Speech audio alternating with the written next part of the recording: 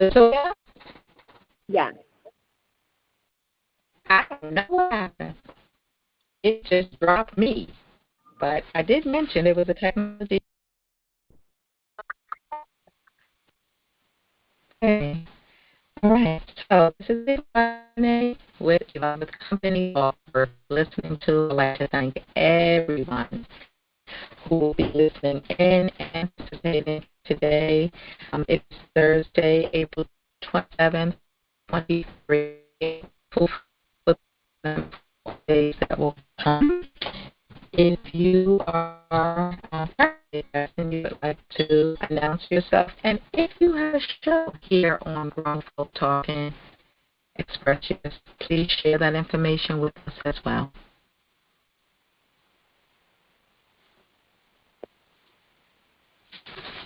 This is Latoya. Hello, Hello. Latoya. Hello. Well, we welcome Latoya. Someone else came in. They're on their way Dr. in. James. If you would like to. Dr. James. Hey, Dr. James. How are you today? All right. How about you? Very good. I am great. I am great. God bless you. Oh, wow. God bless us. I thank you for that. I received that. All thank right. you very much. So today we have two parts to my show, and we're here on Grown Folk Talk and Express Yourself, which is a podcast that expresses so many different items. I always talk about food, from apples to oranges to peach, but also politics and health and wellness and finances and identifying value, the values we have in ourselves and the values we should take in others, preserving life as long as we can, and for the purpose of living fully and completely. Grown Folk Talking, if you're listening to this recorded, we are able to be reached at 520-525-8633. You can call in anytime and listen to the show's complete lineup, listen to the podcast complete lineup. Again, we have a variety of shows, and we even have a young people show, Through the Eyes of Our Young People, the Next Generation, which is held on Saturdays. It will be again this Saturday from 1 to 3 p.m., and it's listening to our young people, getting an understanding of who they are, why they are, and where they are, and then where they see themselves going. And then how can we help them? How can we help them get there? Because as we are the grown folk, many of us collectively have been there, done that, a different flavor, a different time, but we've been there and done that. And so it is our responsibility to guide, direct, and nurture our future generations. So you can chime in. It will say announce yourself. I ask that you don't announce yourself until you see where the conversation is and if it's open to the floor. And then you can announce yourself once the floor is open, because you may announce yourself while someone is speaking, and if you do that, then it's like a little bit of an interference, give or take. So we welcome everyone. You could also find us on Huddle, HUDDLE.team, and the meeting ID is Grown Folk. And again, you can log on anytime, listen to the show lineup if there's no show going on, or, plug into a show and see if it's appropriate. You might plug into an all-man show and they'll say, excuse me, sister, you don't belong here tonight. Or you might plug into a ladies-only show and they say, hey, brother, we welcome you, but not on the first and third Tuesday. So don't be offended. Just know that some of the shows are directed toward certain genders on certain days, because we all have our needs to be fulfilled. Okay, so Evadyne with Company, talk worth listening to. I always hope that I provide talk that is worth listening to. And I've thought about that because some of the talk shows and other media outlets, for me, it's not worth listening to. Some of the things that people are wearing on their bodies, their T-shirts, and the wordage that's printed on their T-shirts, I prefer not to read. And I also feel it's not appropriate, even for young people who are able to read, to look up and read on someone's shirt back or shirt front derogatory statements. So that's what actually caused me to create my T-shirt line.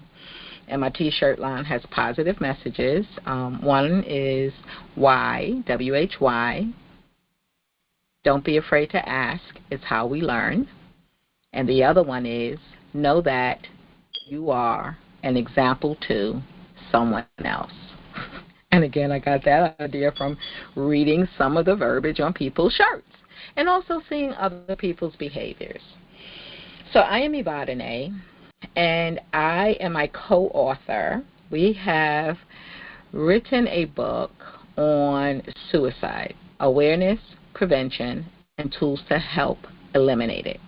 It is not a how-to, but it's on life. So it demystifies suicide, and then it leads to motivation, inspiration, and empowerment. So I'm not going to read Chapter 1 and 2. I will give an overview of Chapter 1 and 2, and we can discuss it. But I'll read from the back cover. It says, this book is to empower, inspire, and motivate readers with informational tools to build their best life. We demystify suicide and its causes to help end its reign while removing feelings of guilt and shame.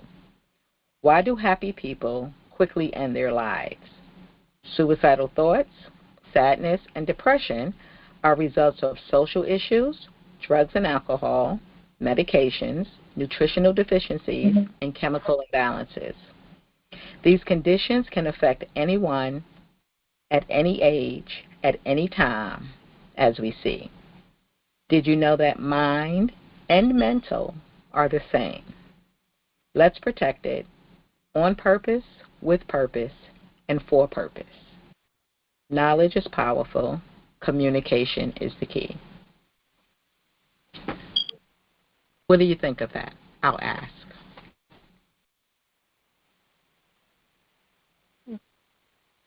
That's a question.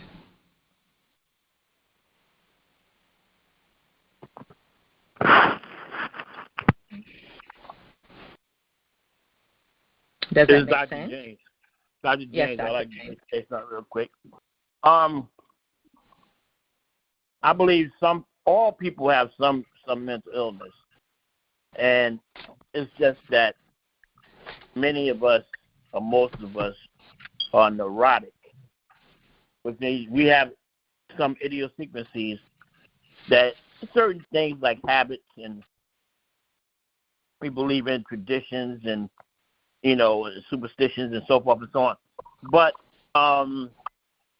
I believe when you become psychotic, when you start to really get deep into those things where it inhibits your ability to function, then that's when you have it, and then you need help or you need medication, whatever the case.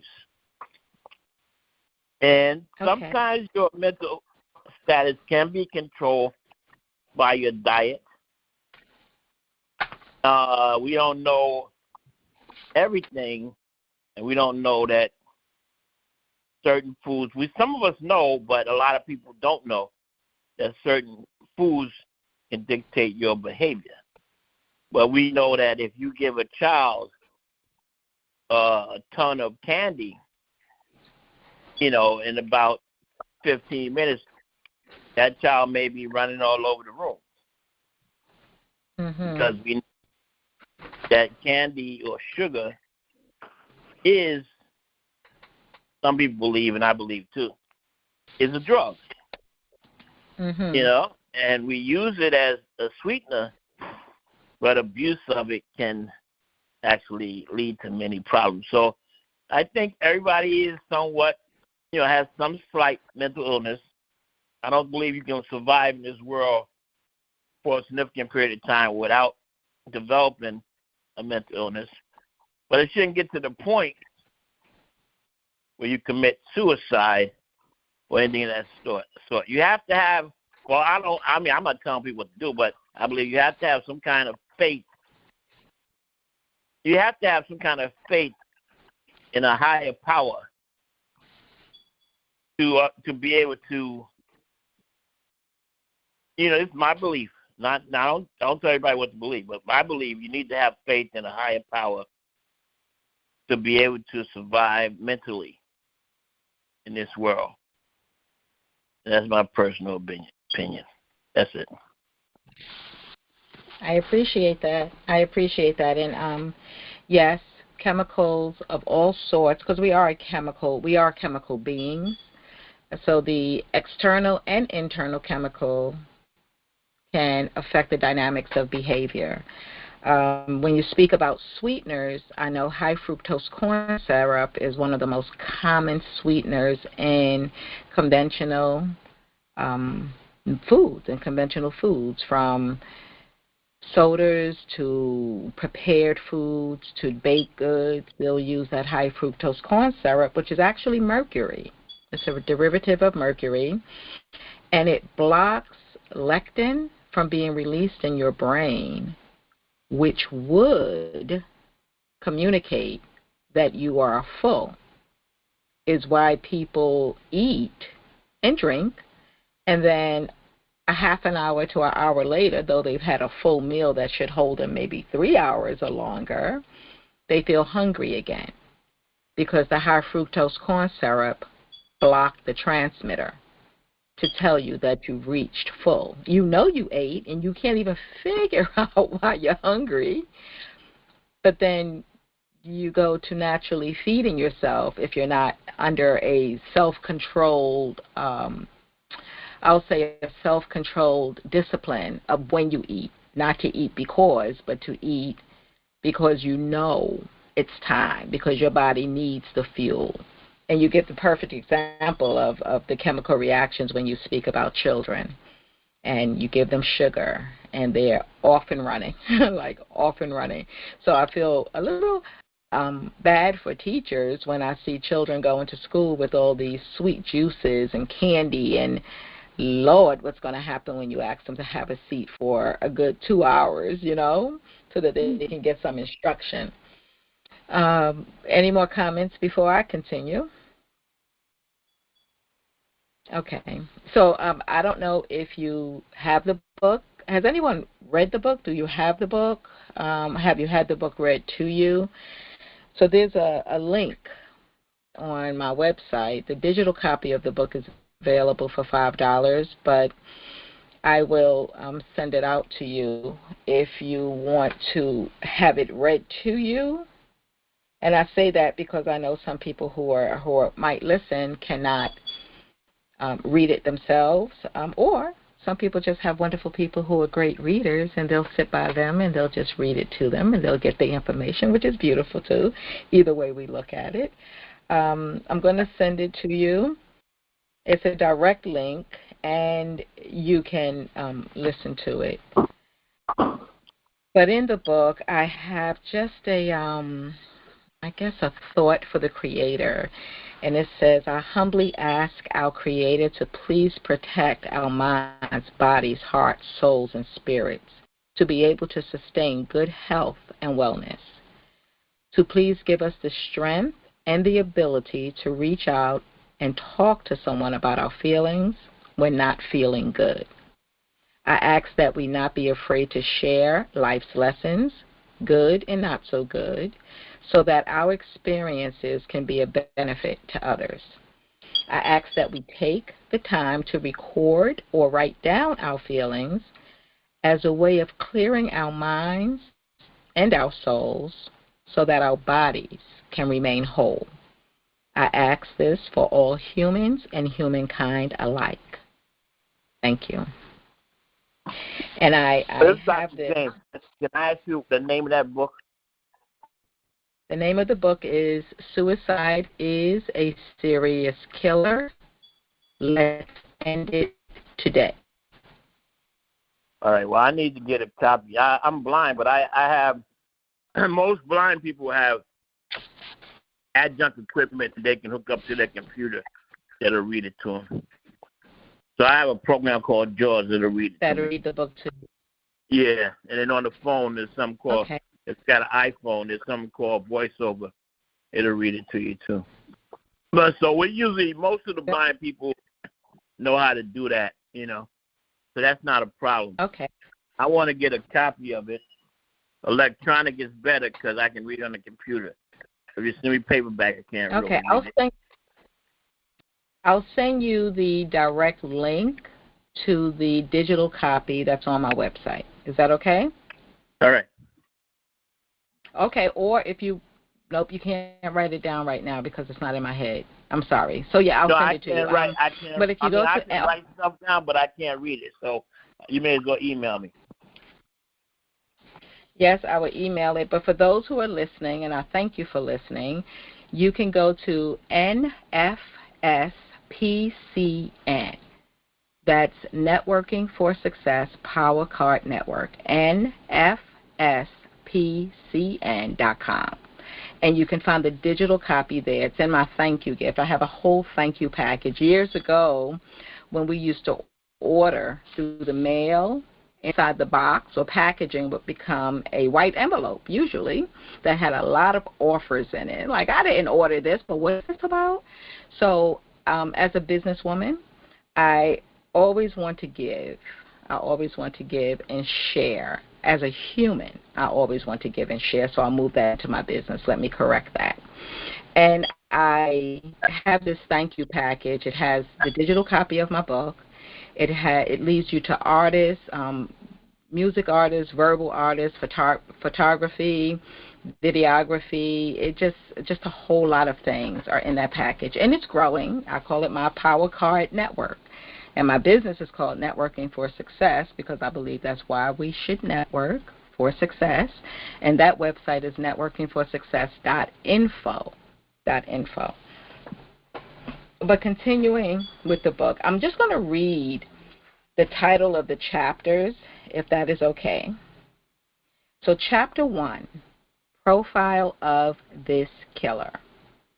Chapter 2, The Victims. Chapter 3, The Traps.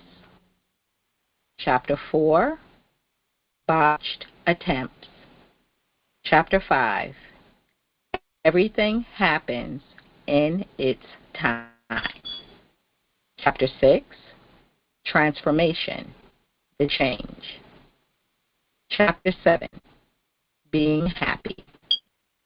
Chapter 8, Family and Friends Having Their Say. Chapter 9, Don't Forget to Say Goodbye. Chapter 10, Stop What You Are Thinking. Chapter 11, Elimination, the Art of Communication. And that chapter has subdivisions: verbal, the art, silence, cultures, American Sign Language, body line, creative writing.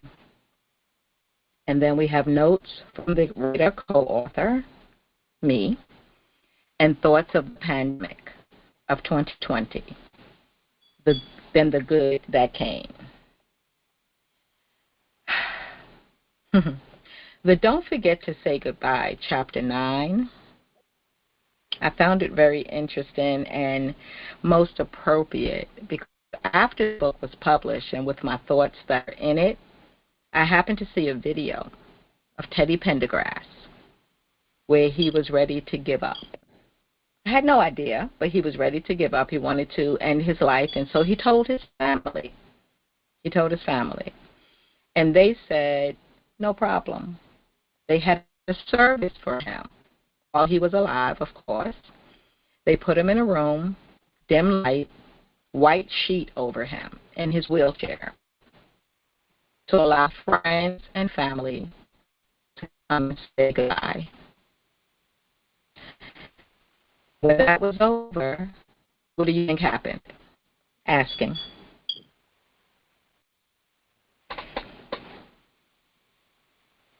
Any idea? He changed his mind. He changed his mind. Literally. When I saw that, I knew that was possible. Like, I knew it. So my co-author is my creator. And I guess with all of us, if we're paying attention, we know that nothing happens, nothing we think of, nothing we do, successful or not, is without the presence of our creator. I have not contemplated suicide. I am not a psychologist. I have been studying people all of my life since I was a child. I have been advising and counseling people as early as 12 years old without really knowing that's what I was doing. But when I got older and I self-evaluated and looked back on my life, I realized that at 35, looking back, I was the same exact person doing the same category things with my life. That's what I've done. That's what I do. And it could be at a fault. Sometimes my mouth opens long before it should, or I say things in a way that it's taken wrong, or I sometimes feel it necessary to comment where someone else may be quiet. But I don't move with me alone. I move with my co-operator, which again is my creator. My mother used to say to me, Missy, do you have to talk to everybody? And my response to her would be, if they need to talk to me. And that she would ask me because if we were just driving down the street and at a red light and people were walking, I'd communicate with them. I'd say something. If they were looking at something or if it even looked like they were feeling a certain way, I'd say, are you okay? You know, just doing the things I'm moved to do. And I haven't been shot yet, so I guess it's been okay. Kind of, sort of ish, right?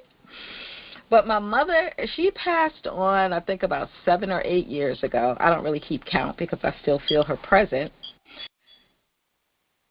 4 years ago, I learned that my name, the way she spells it, by adding a Y to how she originally saw it, my name, the way she spells it, was established as a pharmaceutical antidepressant 20 years before I was born.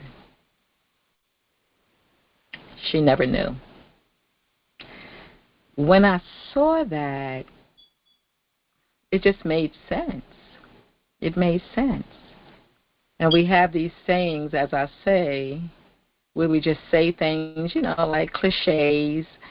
It's all in the name. It is so appropriate for me and my personality and who I've always been and hope to continue to be, which I feel is someone that can help people travel in the direction that they need to travel. I don't know where that is. I just pay attention to my co-operator, and my co-author of this book. When in chapter 1, any comments before I continue? Any questions? Okay. What do you think of the chapter titles? Did any of them stand out that maybe we discuss rather than chapter 1 or 2? Did any of the chapter titles stand out? Okay. All right. Chapter 1 is profile of this killer, and what I do is I help people to understand suicide and where it can come from. Go ahead. You know, real quick to say this. I'd have to read the book to go, you know, before I can go over, like, the questions you're asking, chapters and stuff, I'd have to look through the book or something like that. But it's good to know you're an antidepressant, so that means that when I get depressed, I know who to talk to.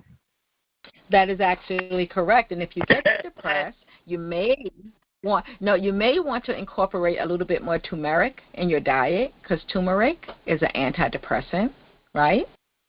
And yeah, again, you're highly intelligent because you said that the high fructose corn syrup blocks lectin, and yeah, I have told people multiple times. I said when you go to McDonald's and you drink these soft drinks, they don't use sugar. They use this high fructose corn syrup. Even the Dunkin' Donuts, they use the high fructose corn syrup because it keeps you hungry, so you buy more food. You know, and people don't understand that's what they're doing out there. It's a manipulative tactic. Negative manipulative tactic. They had to add that mercury to it because the fructose in itself is sugar. It turns glucose. Our body uses glucose. That's the sugar that the cells use. And fructose and glucose are basically the same chemicals, same atoms. It's something called an isomer. And when you consume the fructose, the body, the cells, they change the structure of that molecule around to form glucose. So the fructose is actually sugar. But if they're adding, I'm sure they add additional things to the high fructose corn syrup to make it even sweeter and also to make you hungrier. And that's something I try to tell people. I try not to buy these soft drinks so much at McDonald's and stuff. You know, you're better off drinking water or tea, you know. That's all. But I know you're very intelligent. I can't answer too many questions on the book because I haven't seen the book. But I'll just listen, if answer whatever I will, okay? Oh, I appreciate that, and so I was just asking about the chapter titles as I've read them, because my goal was to talk about chapter 1 and 2, but I thought that if one of the other chapters stood out and you wanted to discuss that one instead, that we could do that, because I'm in control. I'm just led, and I'm guided, and so that's why I asked that question. Well, Right? you know what? Just talk about Um, whatever you I want do. to talk about, and if I have something to contribute, I'll say it. All right? Not a problem. Not a problem. Okay, so the preface of this book, I'm going to read that though. It says, mystifying suicide and identifying some of its causes will help put a stop to this killer. Feeling sad and lonely with no hope in sight, that is how most people feel about the victims of this killer called suicide. Loved ones can only guess what was going on in the person's mind and life at the time they decided to end it. There are victims of this killer that gave much thought and attention. They took time to plan of when and how.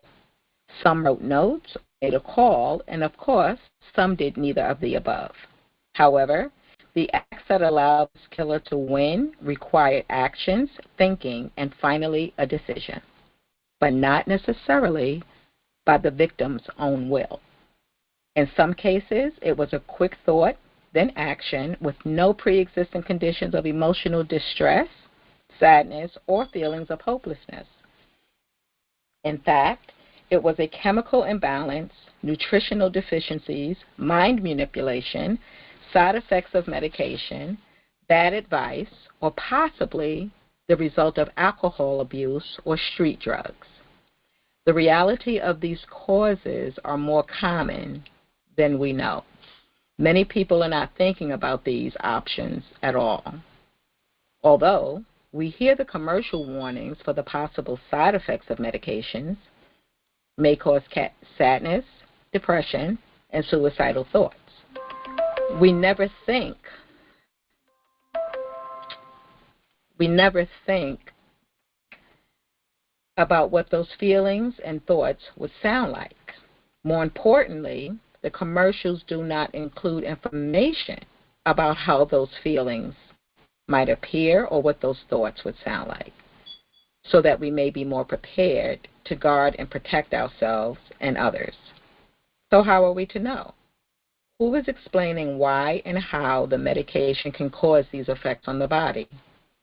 Well, one thing is that it could decrease our protein levels, which would cause our neurotransmitters not to function properly. This chemical change could result in having confusing thoughts, sad thinking, hopelessness, and end-of-life thinking. These thoughts can come quickly or over time. Let us see how we can change some of these actions. What can we do to better arm ourselves and others against its attack? How can we make sure that we have good protein levels daily, and especially when taking medications or engaging in other activities that may decrease our protein levels? We can start with using quality protein products, nutritional supplements, including protein powders, protein bars, and through our direct food sources.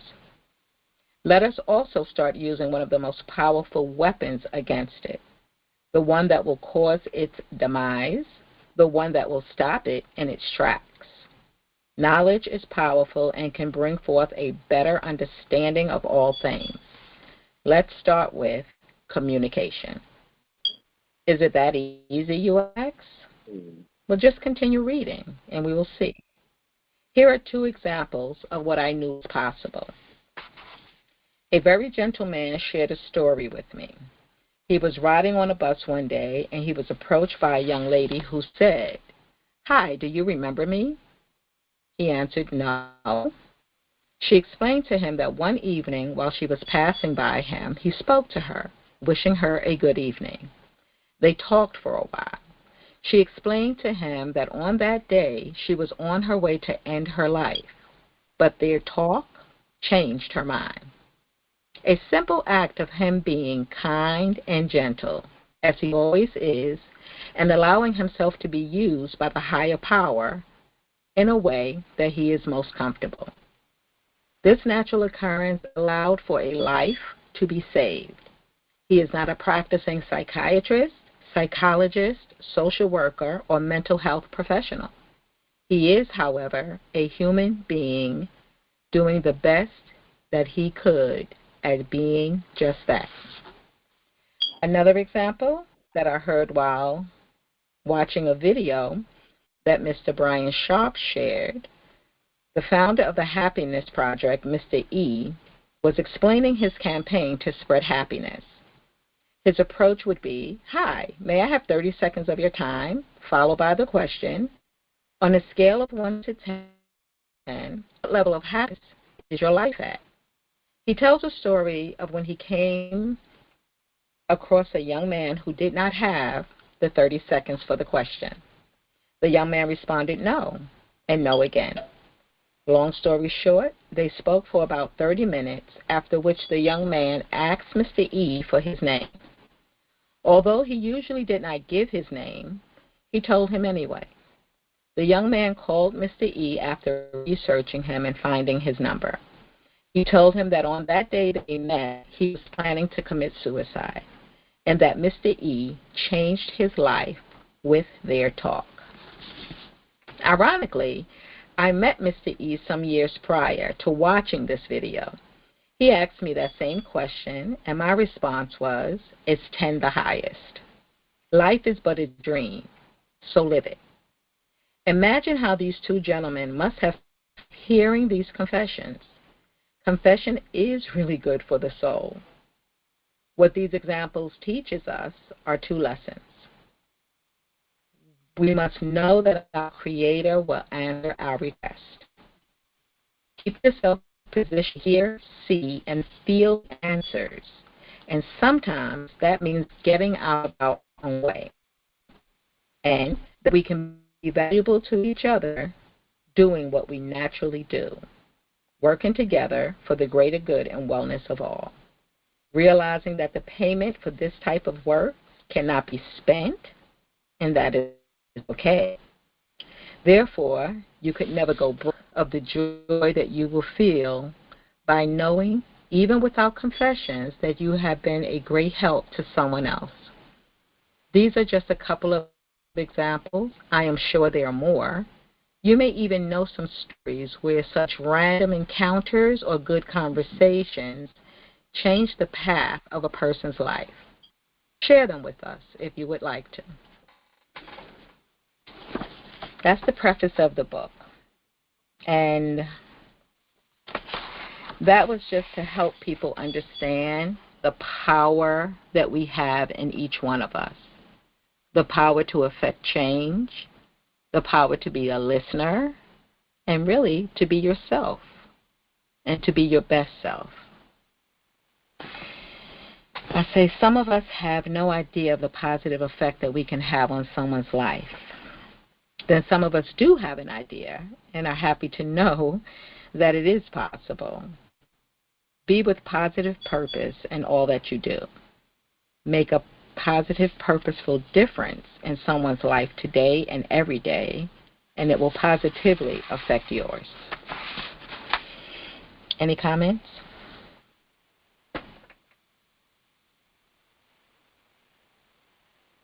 Okay. It goes on. It says, please read this book with an open mind. This book is not meant to be the end. Real quick, I just like to say, I put myself on mute. So when you ask the comments, if you give me about a minute or two, at least a minute, I can get myself off of mute. All right, I'm going to put myself back on. But do you have a comment, Dr. James? Well, I could have a comment. I'm enjoying what I'm hearing, and I'm fascinated by the fact that you wrote this, and I'm starting to see that you are very, very intelligent, and you are highly intelligent. I have questions to ask you, but I don't want to tie up your show, but the way you're talking and writing, it seems as if you have some kind of history in psychology or sociology or something. Do you? No. So you just learned just from reading? No. You know. So how did you learn this? Studying people. Excuse me? Latoya, is that you laughing? No, I thought I heard Latoya. I'm just talking out loud. Okay. I'm Well, really okay, so let me, I'm sorry, say it again, Latoya. I'm really into your book. I'm just listening. I'm just listening. It's beautiful. I mean, answering Dr. James' question, as you had said, as you learned as a child, you just learned people. You studied people. So that's how you knew what was going on with a person. As you said, you see someone, they just have, if they just scared and ask something, you ask, are you okay? So I think that's how you was able to write your book, if that makes sense. It does. It absolutely does. So, did you remember author? So my Hello? Hey, Dr. James, you okay? Well, yeah, you're going in and out. It was like I couldn't hear you. Okay, is that better? Yeah. Is that better now? Yeah. Yeah. Okay, sorry, thank you. So my co-author is our creator, and that is my co-operator, because I cooperate too. So that is my co-operator in my life. And so I'm going to read the dedication, and this will possibly answer your question, Dr. James, other than me saying no and no. So the dedication: to my past, present, and the future, to the children of today and tomorrow, and the adults willing to learn more. May this seed never enter or grow in your lives. Effective communication is the key. To my parents, for if you did not feed me, clothe me, believe in me, provide me with your intellect and spirituality, never doubt me, just admitting to being a bit confused by some of my decisions. For if you did not play the music that I listened to very carefully, take me to dance class, tell me to stop playing so much that everything is not a game, for making the decisions you made so that we lived where we live, that you granted me to be the middle child, by which by the way, I do believe has been a lifelong research platform which led to my understanding of people. This growing up process gave me practice and observation of personalities and human behaviors. Mommy and Daddy, if it were not for you both, I would not be the person that I am today. I would not have continued in life to meet and interact with the people that I have had the pleasure of meeting. From family and friends to neighbors and teachers to coworkers and random shoppers, all who have had an influence on my life. I love and thank you both so much, Roland and Martha L. Smith. A special thank you to everyone who gave me support, wisdom, talks, and the many conversations that helped me to understand life as I do. Where would I be if it were not for you? I am ever so grateful to my relationship with my Creator for allowing me to stay awake, stay prepared, remain in pay attention mode, and for the ability to communicate well enough to share all that I am guided to share. Grateful, too, that the University of the Universe is tuition free, it fits into my budget, open 24/7 Earth time, and I am continually accepted as a lifetime student. It is my sincerest hope, and with the importance of living a life of choice and happiness, that I dedicate this book to the lives it will change and save. And then to Harrell Lamar Shanks, fly, nephew, fly.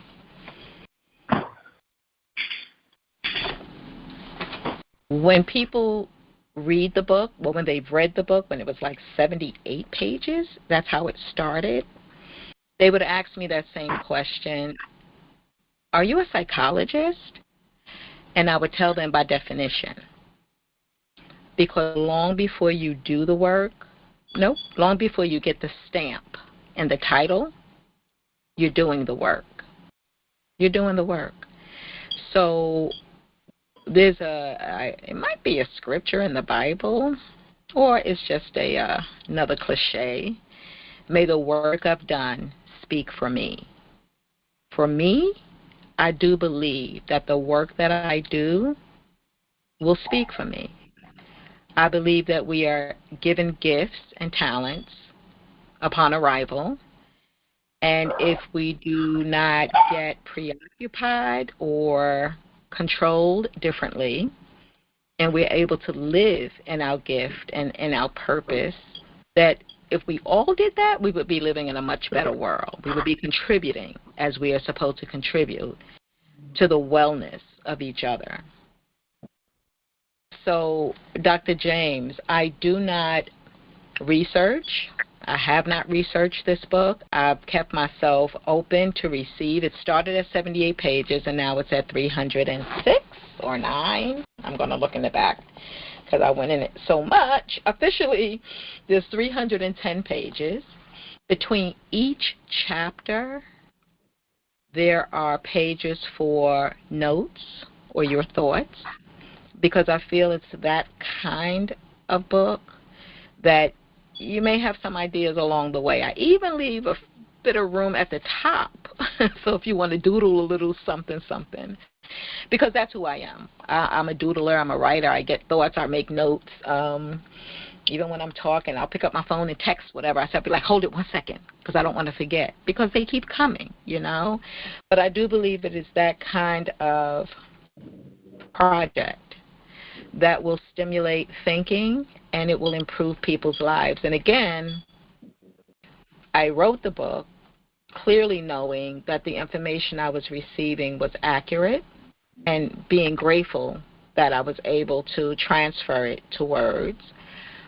But when I watched that video with Teddy Pendergrass, and I had no idea what it was going to be. It was just like his life biopic or something like that. And he said that, and they did that exercise, and in the end, he changed his mind. I was like, again, I knew, I knew that if people had an opportunity to share what was going on in their lives, that they would learn so much more about the people in their lives. How often are we texting and our phones are creating new words and thoughts, and literally a comma or a quotation mark can change the thought. Never mind the tense that the word is written in, which could change as well. And sometimes people don't just, say, I'm sorry, I sent you a message. Did you get it? Or how did you understand that message to be? Even speaking verbally. God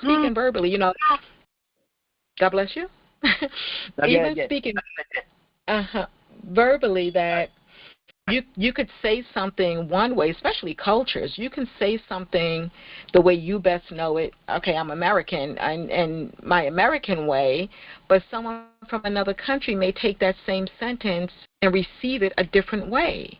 So I actually have in the book, under the area of culture, we must know that. We must be aware of that. And when you are speaking to someone face to face and you say something, and I say their left eyebrow goes up like a double dose of Botox, ask them, wait, hold it. If you didn't intend for that reaction, ask them, how did they understand what you said?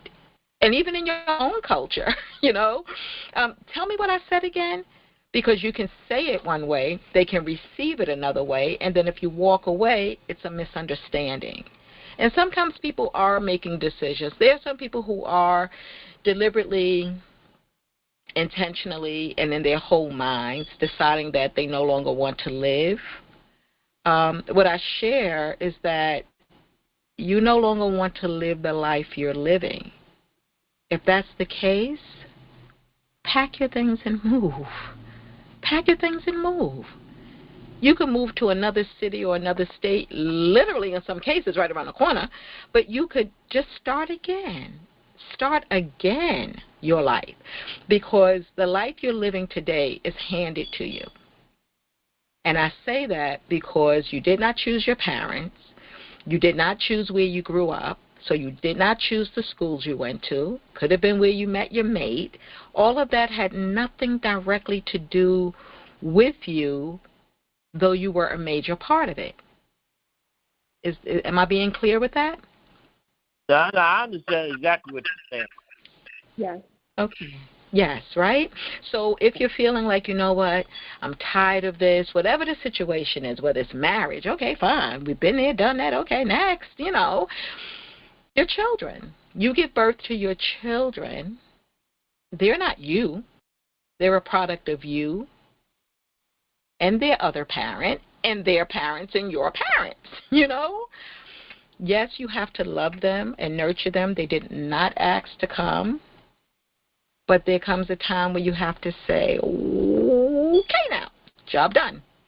Only if they're not resonating with your spirit, because we grow like a tree, Parents are the trunk, and then the children are the branches, and then the leaves and all of that. Okay, you're shedding a little bit too much, and I can't keep picking this up. Or you're doing so well, you're blooming so well, and I just want to let you know how proud I am of you. It could go either way. Nothing is really forever if it's not pleasing to you. And that's not selfish. That's self-preserving. There's a difference. That's self-preserving. People say, God first. I say automatically. Just automatically. We don't even have to count God in. That's an automatic, if that's your feeling and belief. You first. You first. And that's not selfish again, it's self-preserving. Because if you don't take care of you, and if you are not 100, you cannot possibly give 100 to anybody. Not that you should, by the way. If you are 100, you can give 25 here, 25 here, 50 here. Never give away all of you. And people do that when they go into relationships. They go into relationships and they give up self. Let me say this correctly. If it were me, I would never, ever give up self going into anything else. You can have a peace. You can have the same peace that I was giving you when we first started this thing. Never give up your whole self, because you might have a chance to do something different, and if you've given up yourself, you won't even know where to start. I had a customer one day, didn't know at the time he was a psychologist, so we're talking as we're driving. I do that thing. I talk and drive at the same time. I multitask, right? Turn the music down, though, right? And we're talking, and I tell him about the book, and he became a little fascinated with the book. He said, well, I have a question. He said, what would you tell someone he had a patient who had moved back to New York to be with her sister, to live with her sister. Then her sister got sick, and her sister passed. He said she was finding it very hard to find her grasp. He said, what would you have told her? So what did I just say, right? Pack your things and move. He looked at me.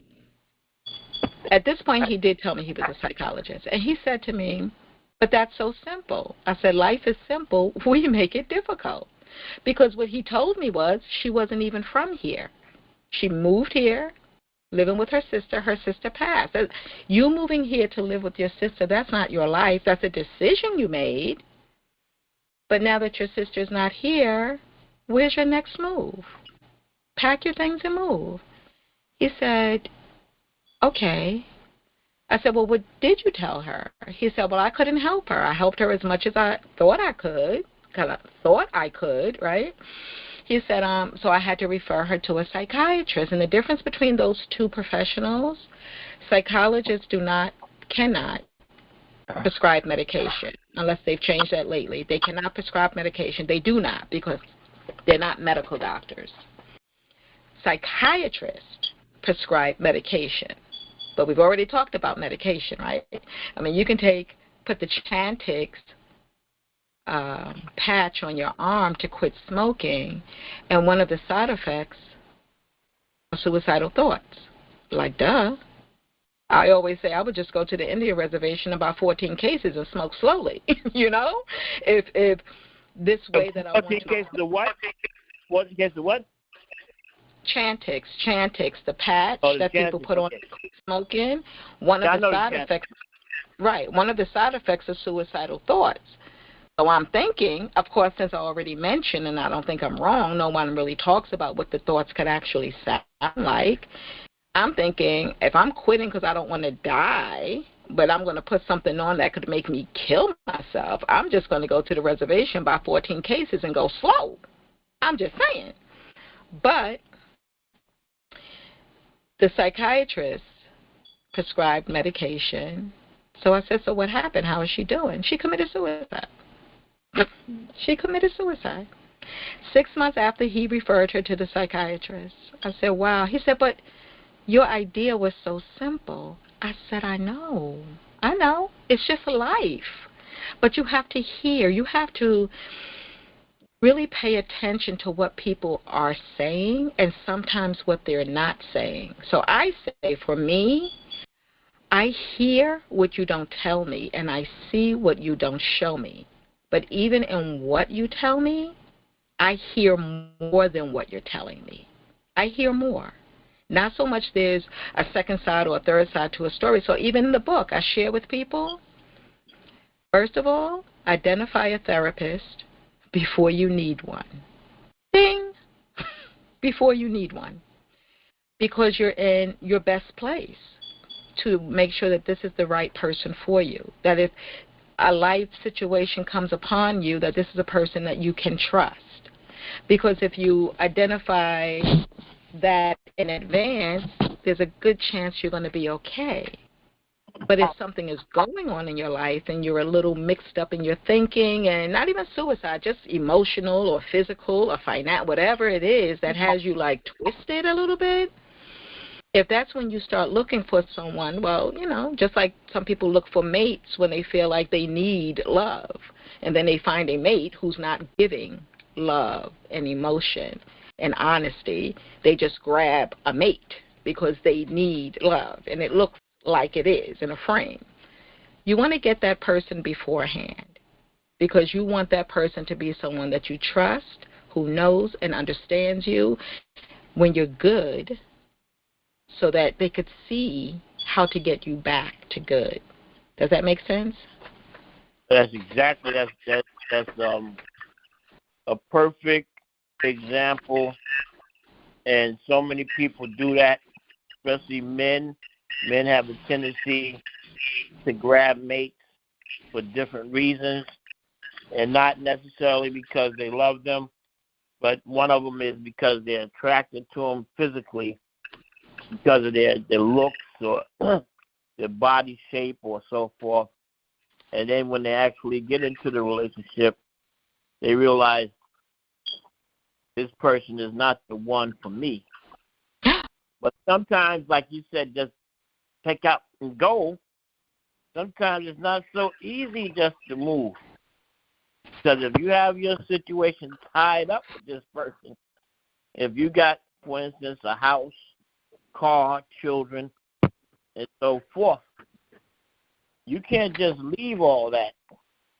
I mean, you could, but that would be irresponsible. So now you have a lot of, details to address prior to you just leaving, So here's the example I give in the book. You ready for this one? So I don't know fractions even to this day, and I guess I should make it my point to learn them, right? To learn them. I passed the class, but I don't know today. But one of the I points... didn't know there was anything you didn't know. Yes. Dr. J, like I know what I don't know, and that's really important to know, you know. But one of the key factors that I loved about fractions is that phrase, least common denominator. And that's what I apply to my explanations of life. That's what I apply to my life, right? So I say, and so when I say that, I say it because I take things to the least common denominator, to the smallest, simplest level. And this is what I'll say in the book too. Remember when we were children and we were going on a trip on Friday? The consent slip was all signed, but the teacher said, okay, now, I don't know, y'all were probably all good in class, but not me, okay. They said, okay, now, if whoever's not good cannot go on this trip. Well, from Monday to Thursday, I would be the best well-behaved. The best well-behaved. Because in my mind, I had already factored in how much fun I was going to have on the trip. So my behavior leading to that Friday was always with that purpose. So I say that to say, if you feel like you no longer want to live in the situation you're living in, you don't have to pack up today and move physically, but mentally, once you put it in your mind that that's your plan and that's what you're going to do, your life changes at that point. Because as you said, Dr. James, we all have mental health. And I say mind is to mental as teeth are to dental. Mental is your state of mind. It's your state of mind. So if you put in your mind, your plan that, okay, we're in May, but by September I'm not going to be living here anymore. I'm going to do this. I'm going to do that. You know, I'm going to change this. And it's okay. You have a right to change the things about yourself that you want to change. You put that in your mind and you start living it, because you don't need anybody's permission, just in case you don't know. You don't need anybody's permission. You start putting it in your mind. And I tell this to children. I mean, this book is for 7 years old and above. And what I tell young people, this too shall pass. This too shall pass. Because they're going through a process of transition, hormonal transition. They're going from being a child to an adolescent to a young adult. And parents don't know how to let go. I don't know if any of you know that. Parents don't know how to transition out of being a mommy and daddy to a mother and father, and then maybe a mother-in-law and a father. They don't know how to transition. They want to hold on. They want to be the ones to control your every second and every move. And I'm not saying they're not supposed to oversee the process, but they put so much pressure on young people because some people who are not thinking properly are afraid to get old. So as they see their children transitioning in age, they're looking in the mirror saying, oh, my God, I'm getting old. And indirectly, they keep holding on to this child like this child is a child. And this child is in high school. This child is working. But they still try to hold that part of their life. You put in your mind your goals and what you want to do and when you're going to do it, and you start stepping in that lane. Start stepping in it. So, yes, you don't just, I'm out, click. You're right, Dr. James, physically, but in your mind, I know where I'm going to be in September. What? We're almost in May? Oh, yeah, I got a couple of months to get this all together. The first thing you do is you start thinking about how you want to live, where you want to live, and why you want to live that way. Because nothing isn't forever. Every day we make changes in our lives. Every day. Every single day we should learn something new. Go ahead. Someone was going to say something? Okay. Is that you, LaToya? Nope, I'm just listening. Go ahead. Okay. All right. Well, I don't want to be the run-on sentence. You should have saw the book when I first, because I'm a run-oner. The same way I run on talking, I had all these dots in the first book. I had a few commas. I was like, what the heck, lady? But that went from 78 pages to a perfect 310 pages now, over 42,000 words. You know, I'm not at a loss for words, right? I'm just saying. Yeah, your mother was right. You talk to anybody, but anybody, and that can be good.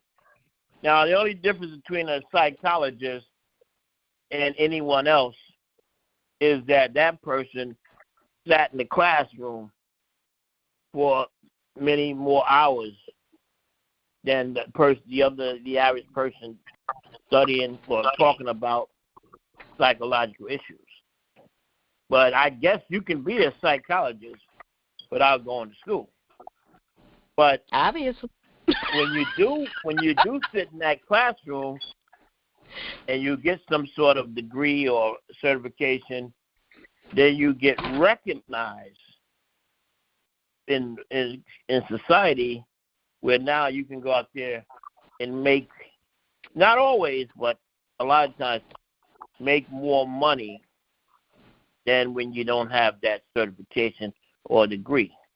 Now, the only one I can equate to being a psychologist that doesn't study psychology or doesn't study it as much is a preacher. Because I believe that in the olden days, our ministers, our preachers, were our early psychologists. Because they did a lot of counseling, especially over death and so forth and so on. But you would be an excellent psychologist. Thank you very much. I appreciate that. Because I had a friend, a dear friend, who knew me very well and saw me very well and heard me very well. He encouraged me to become a chaplain. And I said no. And he said yes. And I said no.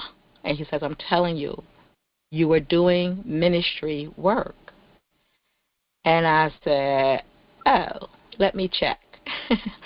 So I always associated chaplaincy with religion. And so that's why I said no twice. When I looked it up and I saw that there were spiritual chaplains, I immediately accepted, and I appreciated him putting his big foot down and telling me what he saw. And he was like the third person who shared that with me. One gentleman told me I was a Muslim. He was an imam. And I said, no, I'm not. He said, no, I'm telling you, you are. I said, no. I would have remembered that. So being a Muslim, it's about being a person who cared about humanity and who wanted to help people and would help people. So he was telling me I had Muslim qualities. As when people ask me, are you a Christian? And I say, no, but thank you. Because I know what they're doing is they're seeing me.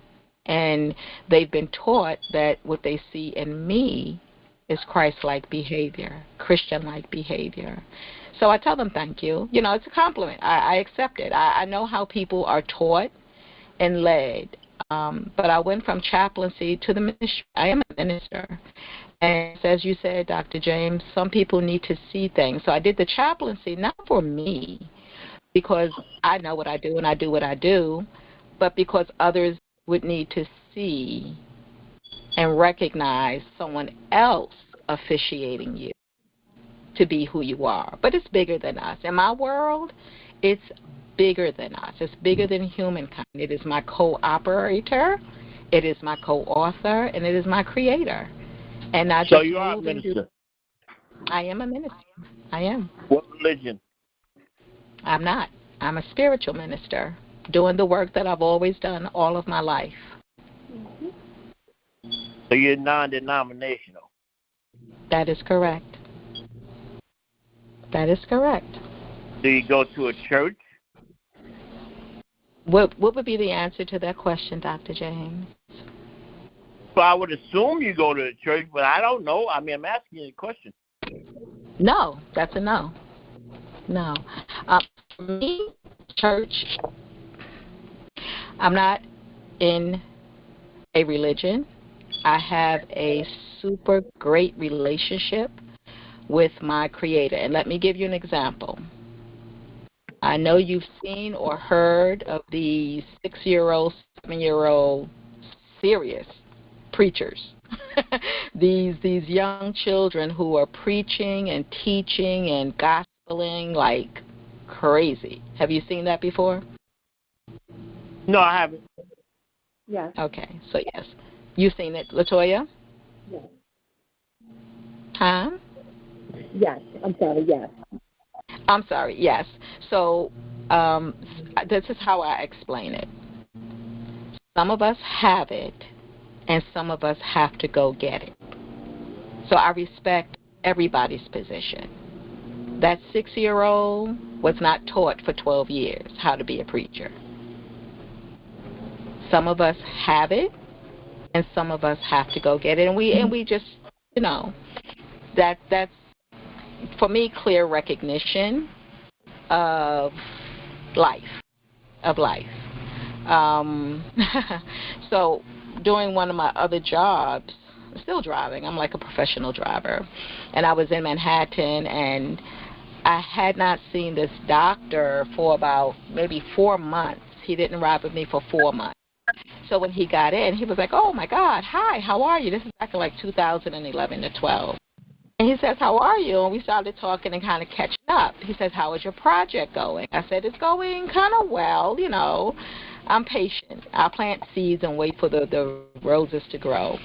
So I had this smug little man in my front seat. And he was on the phone, living on Park Avenue South, talking about this private school on the phone and how much it costs, just really Napoleon complex and making people feel like he was wealthy. He could have been.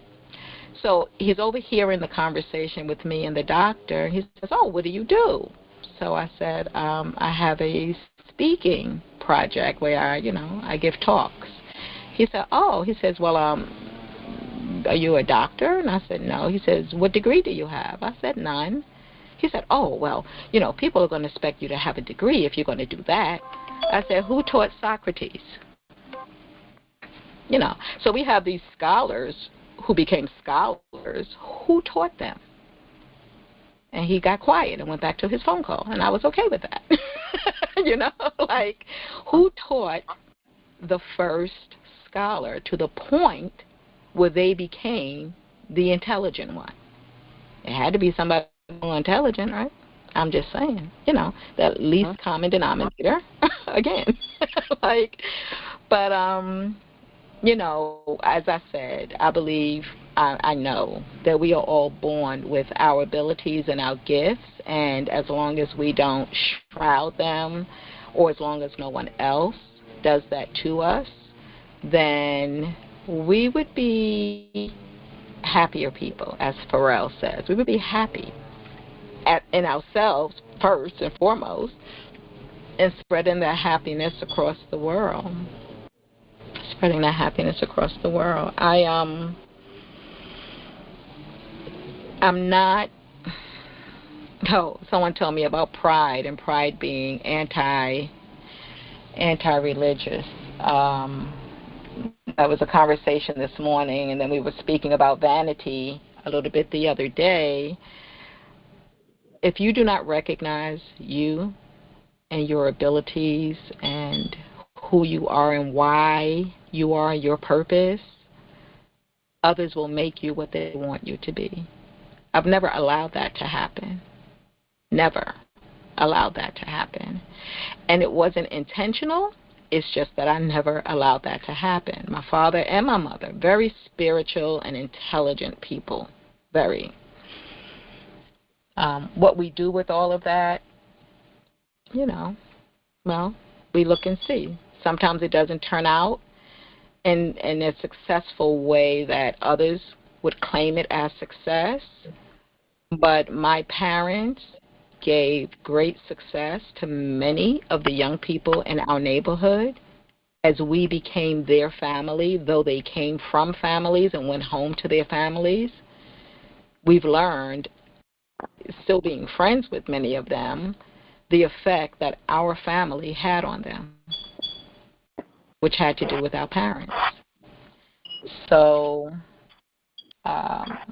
you are right, Dr. James. The differences between those who may counsel or guide and a psychologist is many years of teaching. But when that psychologist told me, well, that was pretty simple. That woman might still be alive if he would have just told her, well, maybe you should just relocate. Where else would you like to live? You know? So school teaches you the way it wants you to teach others, the way it wants you to teach others. And there's a dynamic behind that and a purpose behind that as well. I share with people in the book, if you know someone who's attempted suicide, don't be afraid to ask them why. And when they tell you they don't know, believe them. When someone completes suicide, they throw a soft blanket over it and it becomes done. There's no autopsy to find out was there a chemical reaction. So this person is buried with their love. I call them the victims of love's lost in the book, the victims of love's lost. They're so lost and they stay lost a very, very long time because no one is bringing them forward. No one is helping that family to understand the true reason why this incident happened. So the victims of love's loss, they stay lost, wondering, what did I do? What could I have done? What didn't I see? And as I share, sometimes it's absolutely nothing because it's a quick thought. It's a quick thought based on a chemical imbalance or mind manipulation with people who are professionals who you do trust because you don't know you shouldn't trust them, who are planting in your head direction. You know, when the beauty queen committed suicide, my spirit told me, And I say, as in, that's not what she wanted to do. Her life was so fulfilling. She was an attorney, she was a child advocate, she was beautiful, she was having fun, all of those things. Came across the Red Table Talk because the universe directs me where I'm supposed to be. Came across the Red Table Talk, and her mother was on there. It was her first interview. She read excerpts from the letters she wrote, but I did mention that when your neurotransmitters go off, you know, they can lead you in a certain kind of way. There was a letter. Her mother read excerpts, how she couldn't deal with X, Y, Z, D, E, F, G anymore. Okay. I'm still not convinced in my mind from day one, still not convinced. Her mother said she had been, you know, dealing with these things for a while. And then she started seeing a therapist. I said, there we go. To myself, that was the answer. There we go. And why do I say that? Because the books and the guidelines teach you to follow certain steps. And I'm believing that one of the steps is, and this is so funny because I believed it and then I met a lady, right? Okay. So I believed that some of the steps are, well, have you considered suicide? And if you have, why would you do it? Well, maybe what would the letter look like? What would the letter look like that you would leave? You know, let's go through the exercises. And I'm thinking, if I'm right, that is insane, like insane. And then I met a lady, another customer, in my vehicle, and we were talking, and she started crying. She said, talking to you has been better than my 3 therapy sessions. And I said, okay. She said she told her therapist asked her, have you ever considered suicide? And she told her yes. And she said, well, how would you do it? And I'm thinking to myself, this is exactly what I was thinking about the beauty queen. Like those leading questions to now put these thoughts in the forefront of your mind really? You don't even know this mind enough to know that if you open that door, it won't stay open. And she said when she looked at her, and what did she tell her? Okay, well, we'll discuss this at the next session. So you open the door, and then you dismiss me after my 45 minutes are over. Really? That's what the books do for you at times. But in all professions, in all honesty, because I'm not saying all psychiatrists or psychologists or therapists operate the same, but in all of this, it's so important to know your people before you need your people. Know your people, your professionals, before you need them, even in the medical field. Have a conversation on that first appointment before you let somebody stick you with anything. Anything. I mean, you could take my blood, I guess. Let me check the needle first. But, before we go into major stuff, have that conversation. I remember I went to the doctor and I was wearing one of my shirts, the one that says, know that you are an example to someone else. And the doctor, I would go to teaching hospitals because I needed to teach, right? I needed to teach the residents by way of questions, of course. So he asked me, he said, oh, wow, that's a really nice statement. Who thought of it? Who made the shirt? So I said, I did. He said, no, I mean, whose shirt design is it? So I thought I'd shorten my response. I said,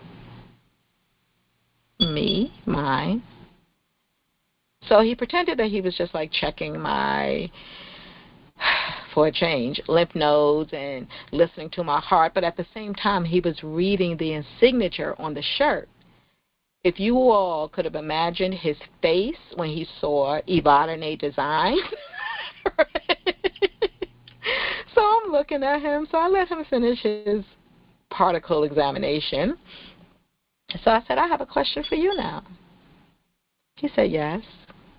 I said, what made you think I did not understand your question? And what made you think that because I'm your patient, I could not have come up with this shirt statement?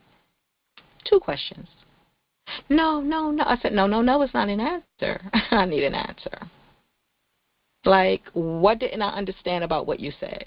So you have to pick your people wisely, but especially when it comes to your mind health and your emotional health, that you want to make sure people are in their right mind.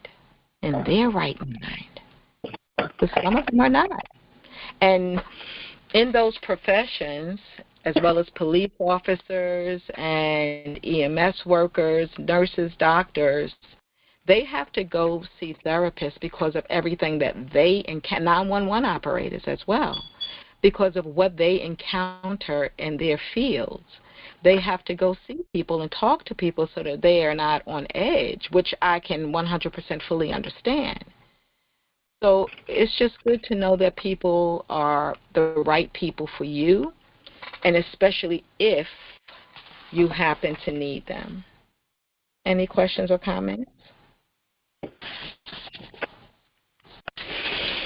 Okay. There's a great movie on Netflix called Brain on Fire.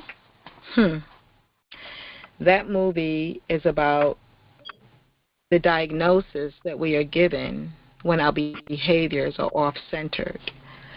That is a great movie.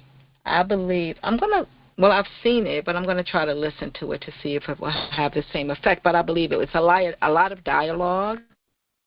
But the young lady was misdiagnosed. They wanted to, I was going to say impound, not the right word. They wanted to commit her. Don't laugh at me. They wanted to commit her to a mental institution and all of this. But it was because she had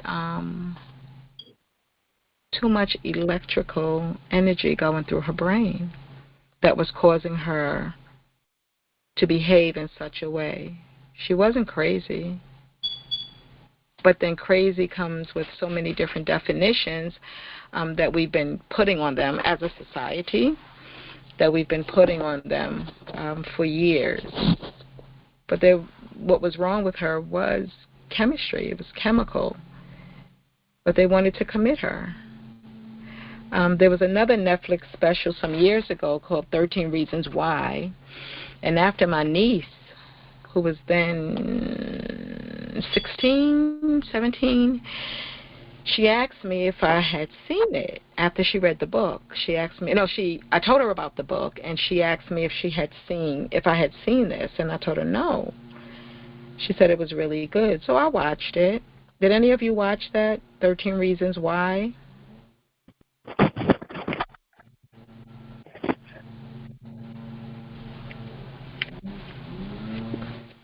Okay, that was a minute, Dr. James.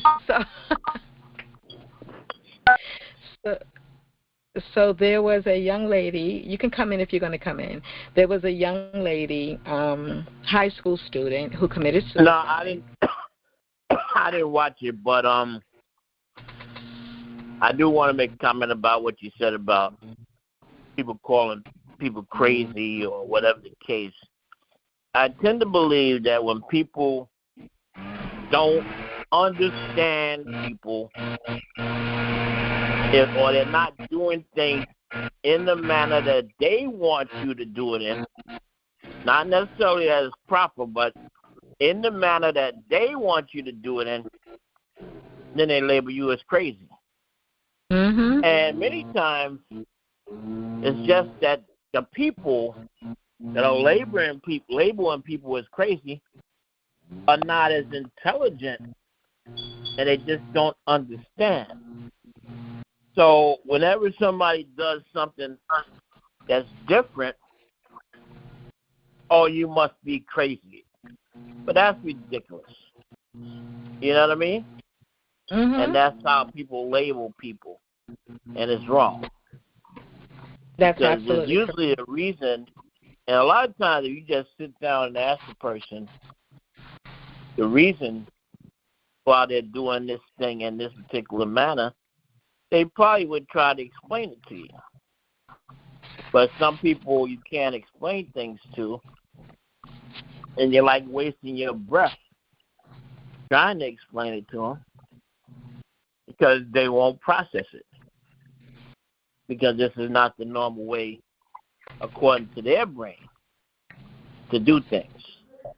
Because you their know, mind but that's the thing, because not only, unprofessionals do this, but some professionals, they do this, like doctors and nurses and so forth, where they, especially with doctors and nurses, because you just have to realize when they're seeing so many people, especially with these HMOs, they're seeing 30, 40 patients in a day.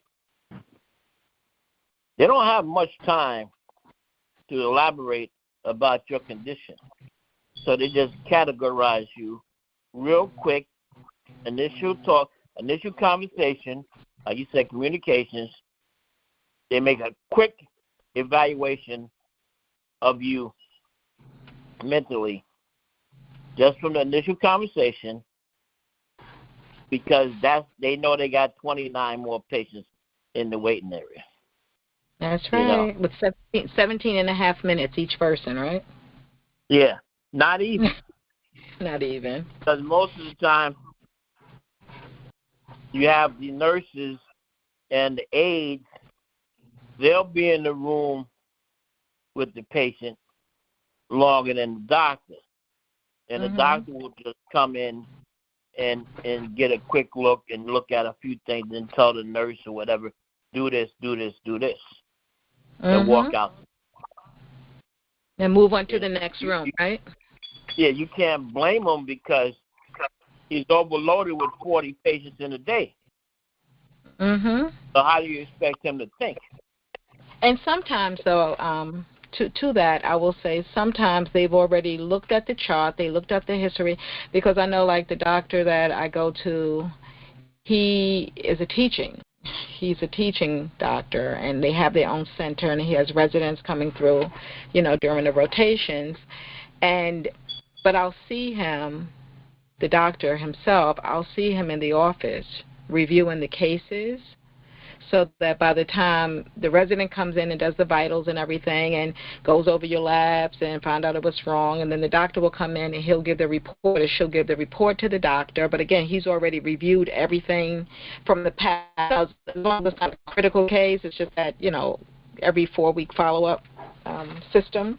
And so he'll come in and he'll greet and he'll meet. But what I love about my uncle's doctor is that he communicates with you. He talks with you. If you don't understand something, he'll answer your questions and he'll give you an explanation and then make sure you understand it, And so I love that about him. I don't know if he does it in every room he goes in, but that's the relationship we have when we're in the room with him.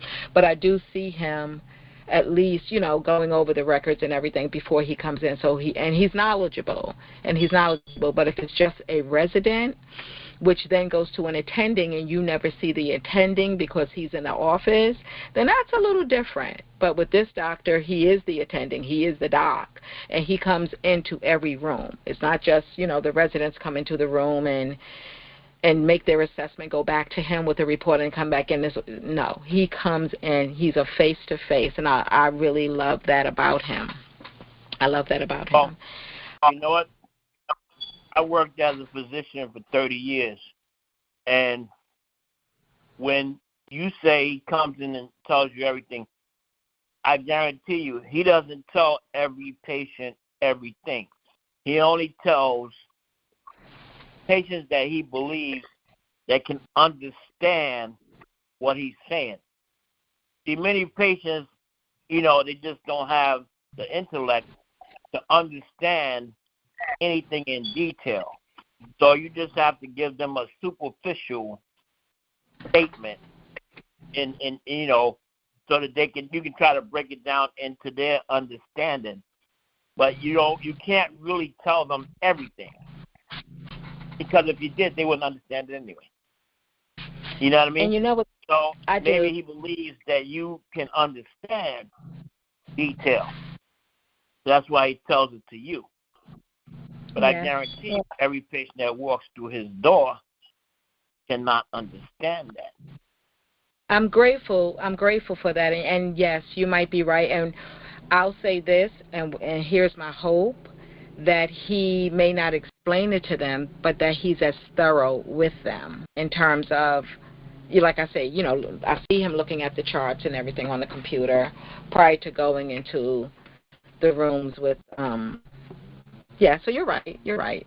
That's a good thing. Oh, yeah. But I'm not saying don't look at the charts, because you have to look at the charts, especially if you've got a large practice. You see so many people, the chart gives you a brief scenario of the history.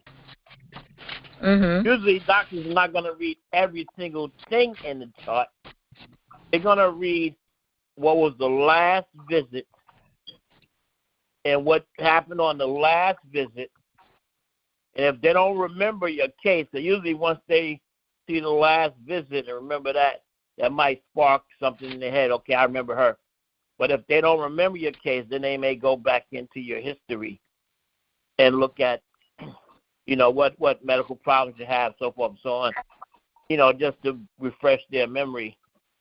But usually he's reading that last visit to see where he's at now. What's the next step, Mhm. Mhm. And that goes to a part in the book where I share with people, when you are in need of seeing a professional regarding your mind/mental health, request that your session is recorded. Request that it's recorded. And I share that in the book, and I say if the therapist tells you no, if the doctor tells you no, then find another one. And I say that because, like anything, when you're in it, you don't see it as much. But after, if you can re-listen to it, almost like journalizing, when you go back to reread it or when you go back to listen to it, now you're out of the session, your thinking is different, you're hearing your responses to the questions, and it's giving you more deliberate time to understand what you're saying. Not necessarily to change your response, but to now, do your own self-evaluation and understand what it is you're saying. I think that makes a lot of sense, and I declare that is going to be my position if ever if I'm in my right mind enough to know that I need to see somebody like in that way, not just, going to hang out with them, chit-chat, making sure that we're okay.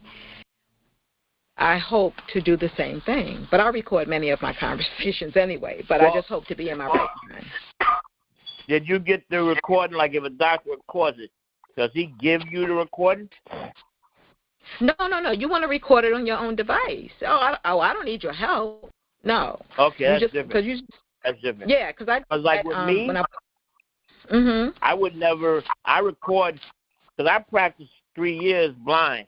Because when I first lost my eyesight, I went back to the Joseph Cohen School for the Blind.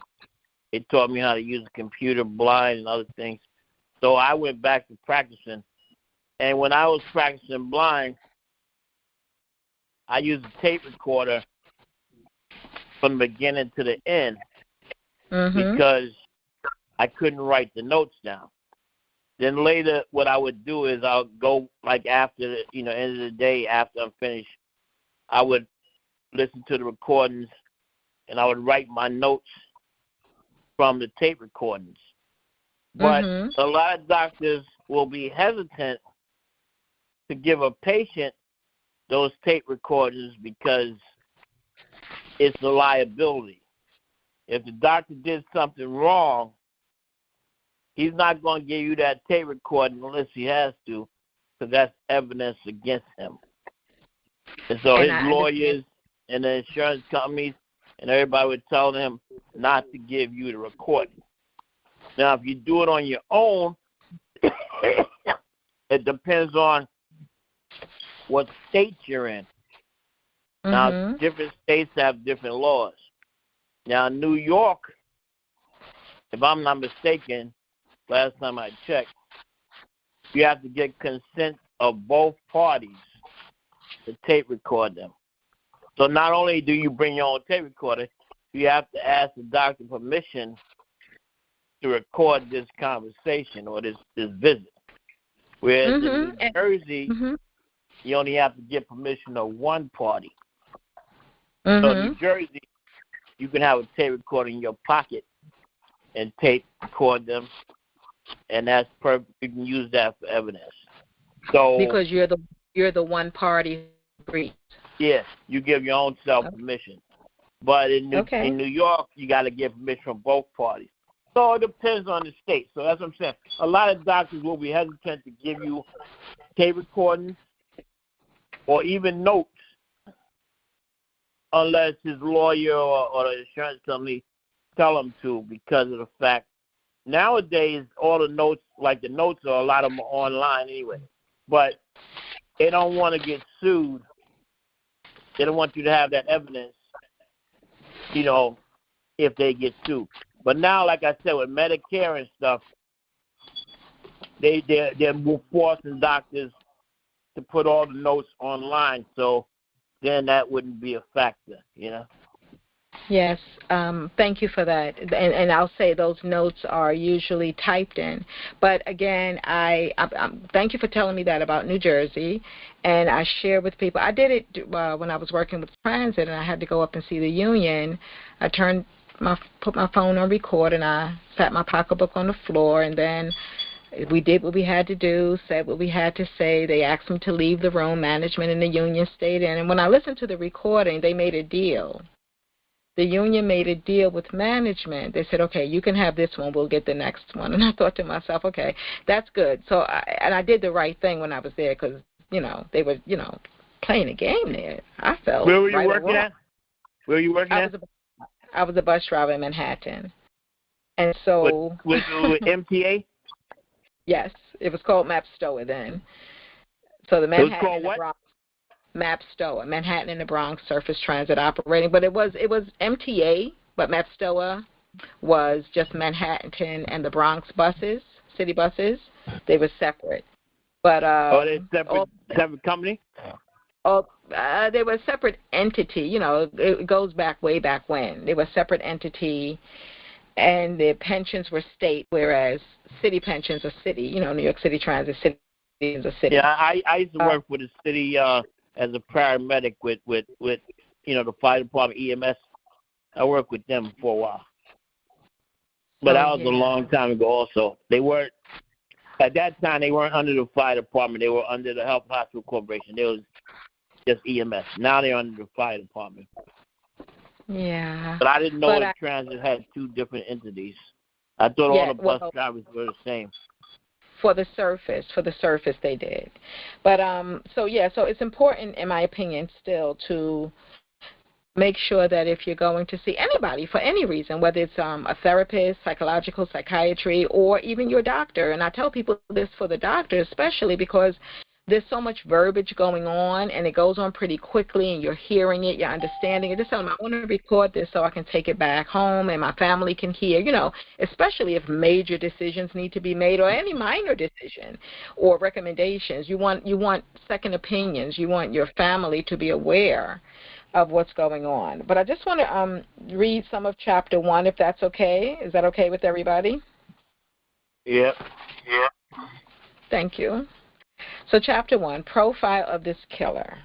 This killer has no real relationship with his victims. However, there are commonalities among some of them.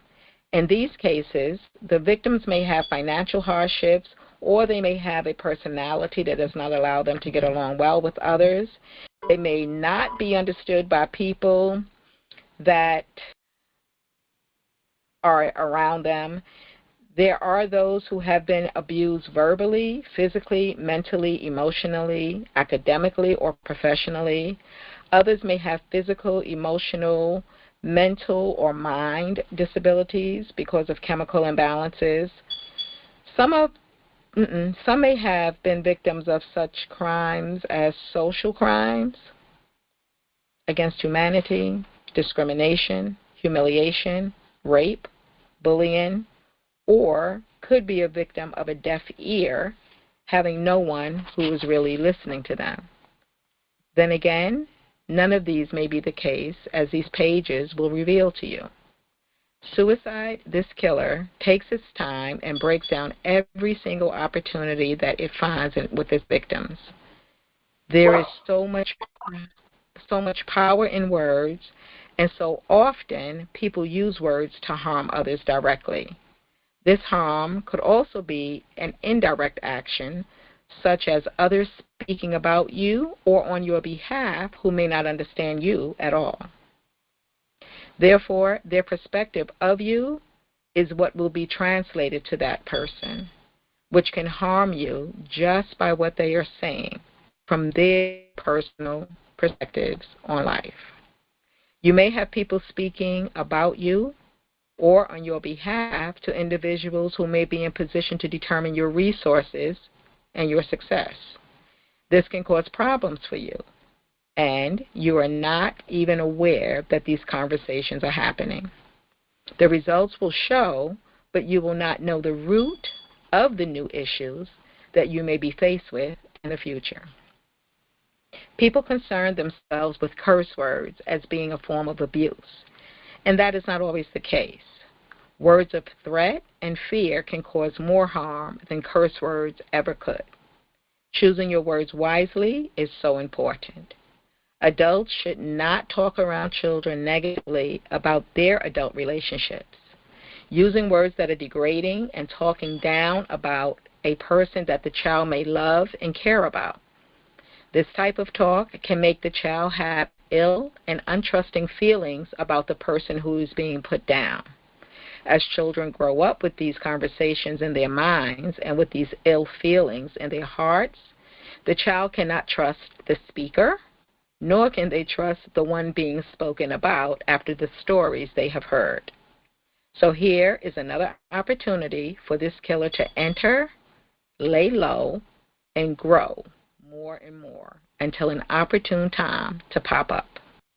The effect of this on a child can be no hope, no parent, no one to talk to about the bullying in school, about sexual abuse, about sex, drugs, and alcohol that are being introduced to them by anyone.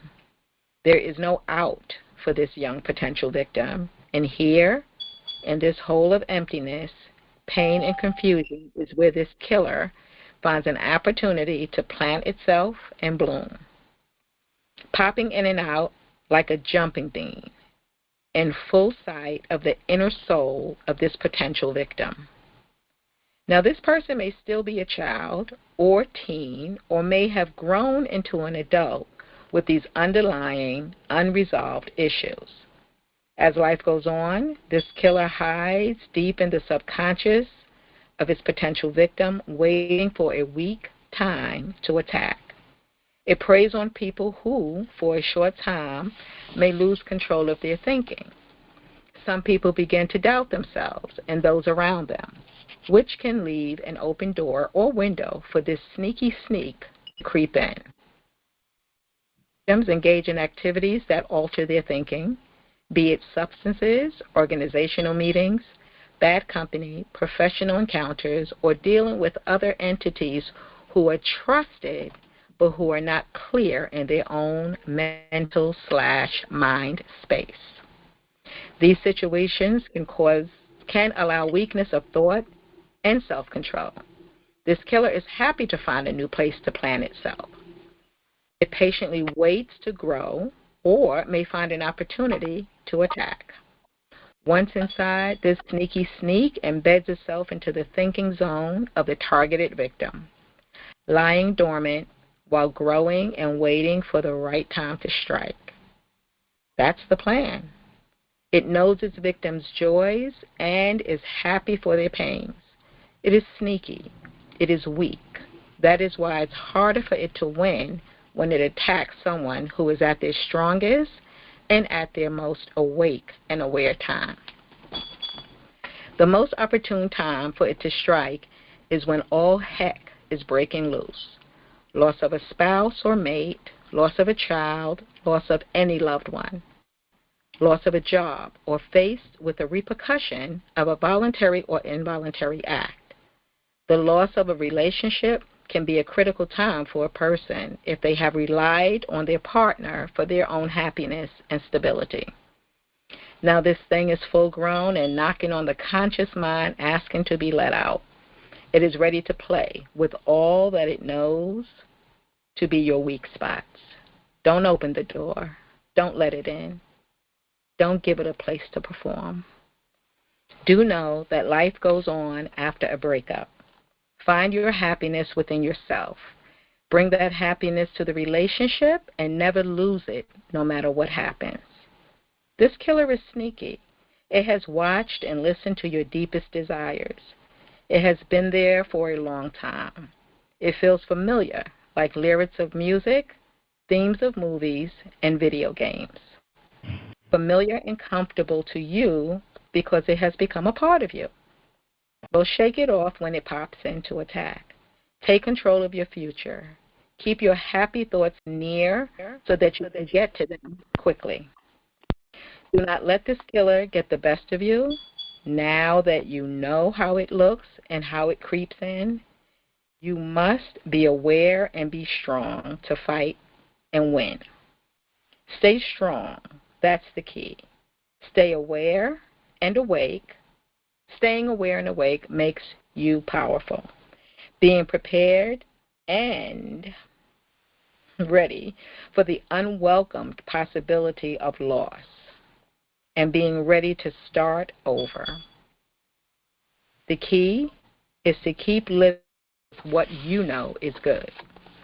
If you are feeling that familiar feeling that maybe this killer is lurking around you, know that this too shall pass. Know that you will be okay. You may need to change your life a little or a lot, but change it in a way that you will be able to appreciate and live through it. This is because you know how to live, enjoy life, and or you are willing to learn. You know more today than you did yesterday or years ago. Take those lessons, start a new life with good memories and learned lessons. Note, all reported suicides are not the result of diagnosed emotional, mental, or mind conditions. They are reported as this being the cause of death, but these incidents could be made to look like intentional suicides and are instead homicides that are uninvestigated. These suicides could also be caused by side effects of medications or drugs that can cause immediate chemical changes in your body, thus resulting in harmful actions. These incidents can arise with no pre-existing emotional, mental, or mind condition, or with people who are diagnosed with the condition but managing well. Therefore, this would not be their choice. Think about some of the reported suicides in the media. Happy, successful people in the middle of doing what they love to do, and then they are gone. Reported as self-induced or self-inflicted injuries. These causes are accepted with no investigation or questions asked. So, what if they had been diagnosed and undergoing treatment? If they wanted to end their lives, they would not be seeking help to live better, happier, and longer lives by taking treatments. Let's think about what can be done to bring clarity to these incidents. The first step is to stop being afraid to talk about suicide, as if talking about it would invite it in for a visit. Second, to understand the different reasons and ways that people choose to end their lives as they know it. And finally, to help guide individuals of all ages to living a healthy, happy, and self-loving life first and foremost. What this killer does not want you to know are the options available to you. Options that you can change your life one step at a time. Options that making life-changing decisions is easier than you think. Options that life could be better if given a chance. Question: is it possible that you can be under the care of professionals and this urge appears and becomes stronger? The answer is yes, because this killer can be the result of bad health, bad direction, chemical imbalances, medication, mind control, and mind manipulation. These all can be introduced by anyone, near or far, even if you are under the care of a professional. Stay strong, aware, and awake. This makes you powerful. When you make the decision to seek professional help, get a referral from someone that you know and trust. Get this referral and start speaking to them even before feeling down and ready for change. This is when your mind is in a better place, when you are happy and can research and begin the process of keeping a clear mind and this thing out of your way. Seeking professional help? Some people prefer psychologists where no medicine is prescribed while they may seek to find the root of the problem. Some psychiatrists who are also medical doctors and who can prescribe medicine for the soul, which may be needed for the body to get settled. Medicines could have side effects which can cause sadness, depression, and suicidal thoughts. So just be mindful and ask the important questions about your care plan. Both professionals will schedule follow-up appointments to track your progress. Investigate and compare the two professions to make the best choice for you. When choosing to speak with professionals, ask if you can record your session. If they say no, then you may want to find someone else to use. Request that they speak with family members, friends, and coworkers in recorded sessions so that you can listen back on those conversations as well. Sometimes we are so involved in the doings of this and that for others that we are removed from our own lives, or we are so preoccupied with life's issues that often outsiders, our family and friends, can see in us and around us what we miss. Therefore, speaking with others who know us can be helpful. Imagine feeling blue, feeling down, in need of help, and you go to seek help, and then the help tells you that there's no need to speak with anyone else in your circle. They tell you that your words, your version, is good enough. Huh? Sometimes those in your circle may have more details to fill in the blanks. Please know that our story is always going to be our story, which is why we are looking for help. The question then is, how accurate is your story? Should someone else close to you verify what's happening in your life just to make sure all is correct in what you are sharing? Maybe speaking with a spiritual, non-denominational chaplain will help. Non-denominational, because if we belong to and have been faithfully attending religious services, we have been guided by this faith and may need a different angle just to help us find our way back to a happier life. Not converting, just having guidance to help you get back on track. Grab some paper, a pen, or a keyboard to write down your thoughts, or even a recorder to speak your thoughts. This is something that can be done using your cell phone device. Whichever method or methods you choose, listen to or read what comes from you. It is especially important to hear your story through your own ears. So read it aloud or have it read to you. It will resonate differently in your mind coming from the outside in. When you are regularly thinking about something repeatedly in your mind with the same abilities that you have, you will get the same results.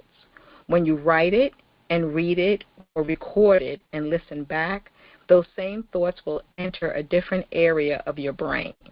It then processes in that area, giving you a different perspective coming from a different angle or way. Try it. The profile of suicide is discussed in this chapter. Some of the accessories and other things that can lead to ending the life that you know will be discussed later. This is not a how to end your life by way of suicide book. This is an awareness guide on how it can happen without you realizing it is waiting patiently, and how we can stop it from winning, how we can change life thereby ending the life that we know and creating a new one.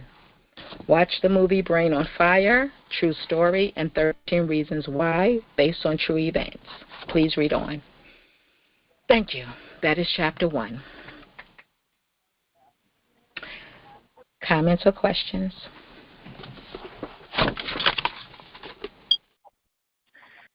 Thank you so much for sharing your beautiful book. I'm sorry, Latoya? Yes. It's kind of low. I'm not sure what you're saying. Your words like. So, can you hear me better now? Yes, I can. Yes, you can. Okay. So I was just asking you to repeat what you had said. How are you doing? You good? Yes. I just enjoyed your book is beautiful. It's something that I definitely need to listen. I need to listen to my visual disability, but it's something I need to listen to and have it read back to me. Okay. I'm also going to send it to you, the digital copy, if that's okay with you. Sure. I'll send that to you.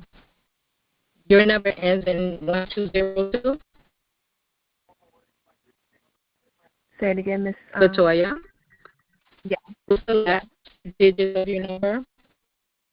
I can't hear you good because it's like you talking through a computer.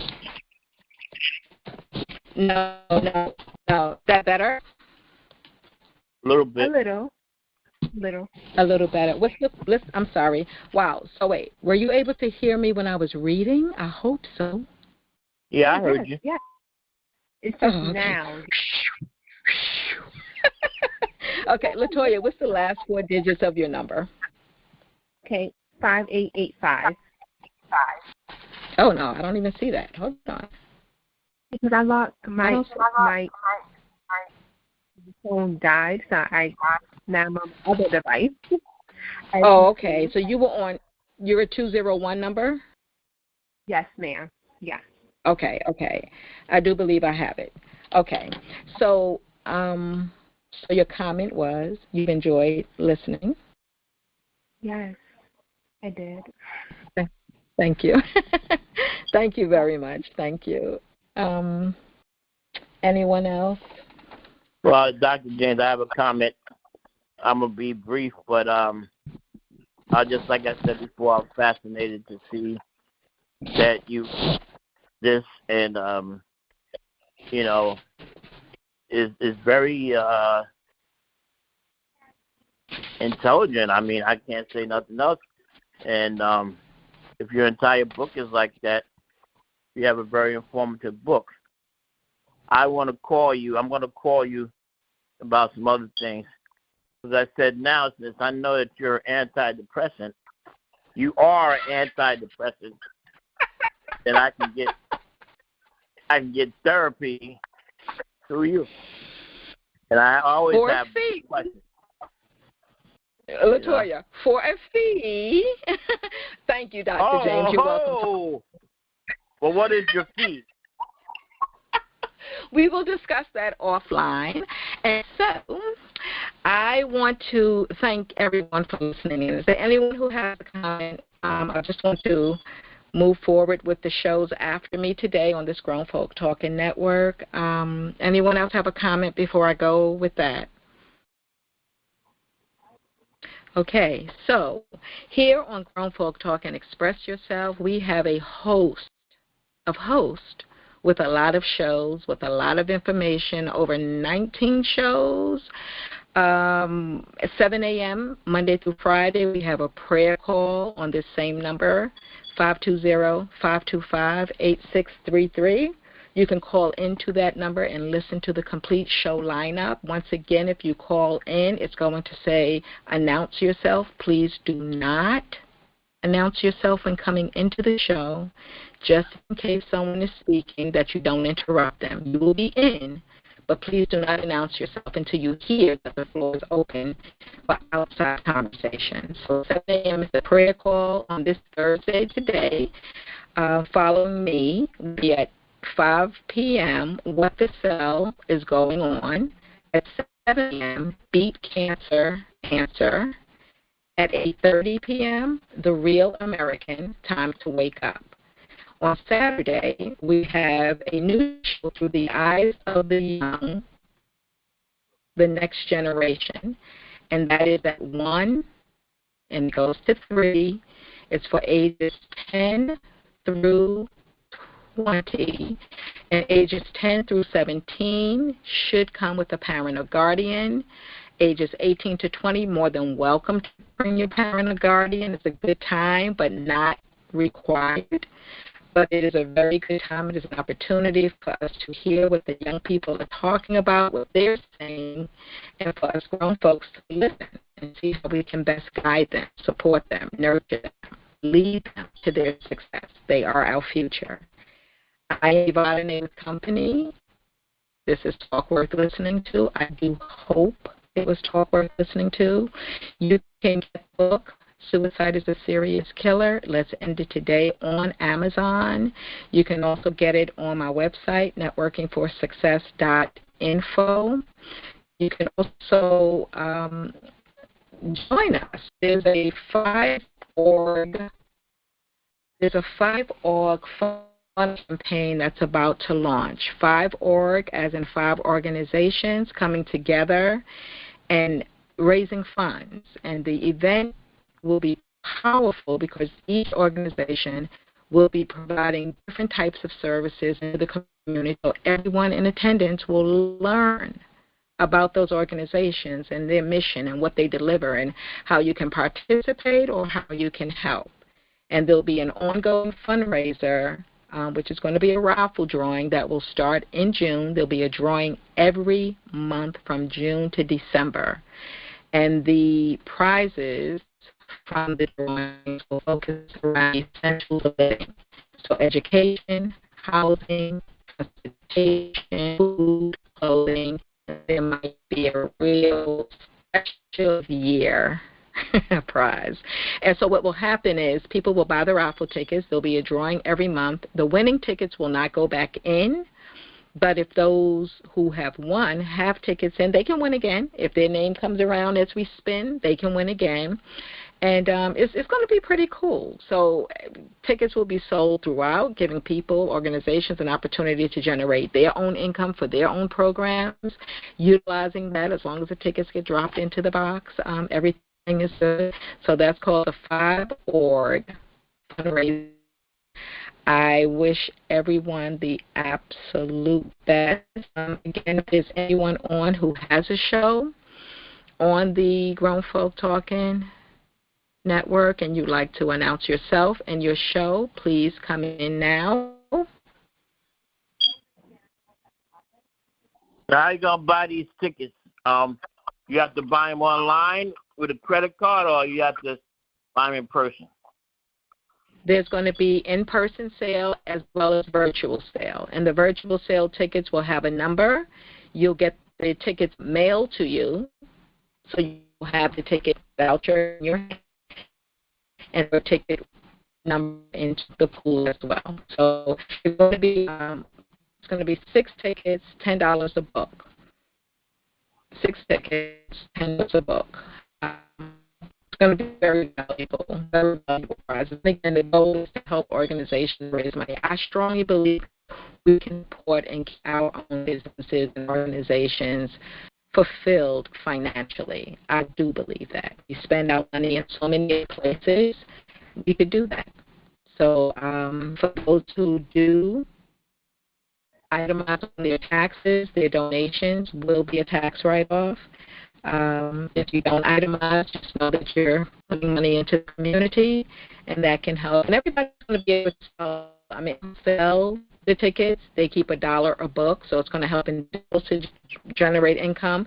They can set their goal on how many books they want to sell, which is fine, because I believe everyone should be rewarded for their efforts. That's just my belief. Again, I believe in fundraising too. Because you can't, people want to do things for nothing. Everything costs money, so you got to have a little money to work with. Absolutely. Good to that happening. Okay, well, this is Evadyne, once again, with Evadyne with Company, Talk Worth Listening To. I do appreciate everyone who is listening live, your comments that have come through, for bearing with me as we share this information, me and my cooperator. I like that, my cooperator. Like I'm not cooperating myself. But I'm just saying. I thank you. Any final thoughts before we move on with our everyday? I wish you all are happy and healthy and successful every single day, by the way. Okay. All right. Thank you. Thank you very much, everyone. And I will send out the digital copy of the book. Again, you could also go on NFS, anyone who's listening, NFSPCN.com, and that will take you to the Networking for Success Power Card Network. That's what it stands for, NFSPCN.com. And right there, you will find the digital copy of the book. You just tap and there she is.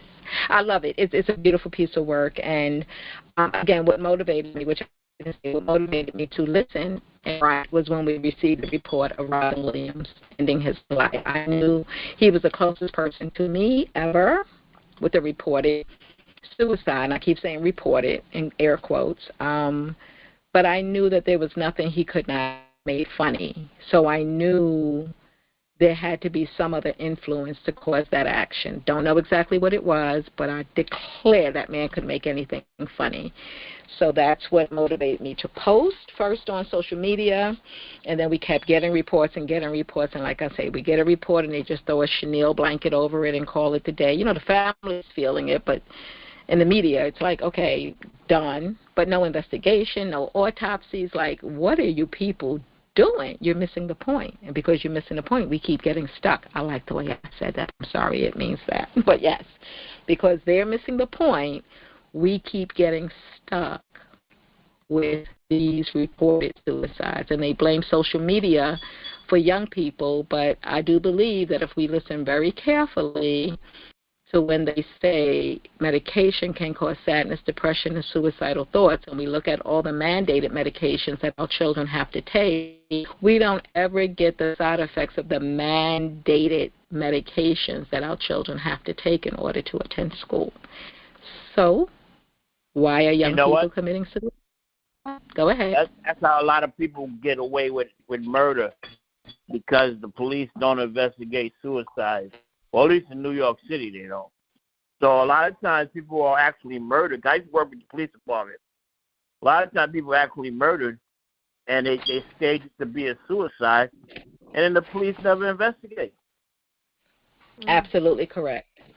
Absolutely correct. I was doing business in Maryland, and this gentleman, we were talking, and I started talking about the book, and he mentioned that he had contemplated suicide, and I said, because I'm a why person, right? So I said, well, why didn't you do it? And he said, I imagined my grandmother's face. So I said, I'm grateful for your grandmother. I said, but why were you going to do it? And he said it was a bad breakup. And mind you, he was only like maybe 22. I was like, a bad breakup? Like, what? You haven't even made up the breakup. But no, I'm glad you didn't do it. So he says to me, he says, it's so ironic, the story. I'll make it quick. So the night before I went to Maryland, I went shopping, and I purchased about 13 shawls. I love shawls. I love the fall and the spring. So I purchased about 30 because I couldn't resist. They were beautiful. And I still had them in my car. So I go in to do business, and we're talking and everything. And so he mentions, he says, do you know Phyllis Hyman? I said, I do.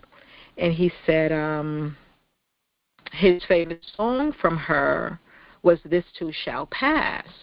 So I said, that's so interesting because that's what I tell young people in my book. And I thought it was interesting because he was still kind of young, but definitely younger when he attempted it.